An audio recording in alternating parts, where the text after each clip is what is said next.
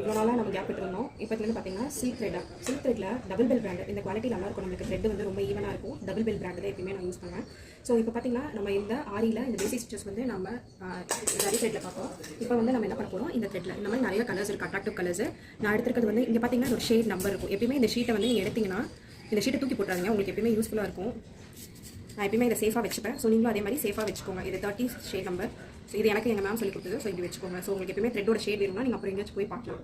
Thread வந்து இந்த மாதிரி 2 ஸ்டாண்ட்ஸ் எடுத்துக்கிட்டிங்கன்னா தான் உங்களால் பஞ்ச் பண்ண முடியும். நான் சிங்கிள் ஸ்டாண்ட், இது வந்து டபுள் ஸ்டாண்டாக தான் எடுத்துக்கிட்டுமே டபுள் ஸ்டாண்டாக நம்ம எடுத்துக்கணும் த்ரெட். ஸோ நம்ம இப்படி போட்டுட்டு இப்படி பஞ்ச் பண்ணி நீட்டில் எடுக்கிறதுக்கு நமக்கு ஈஸியாக இருக்கும்.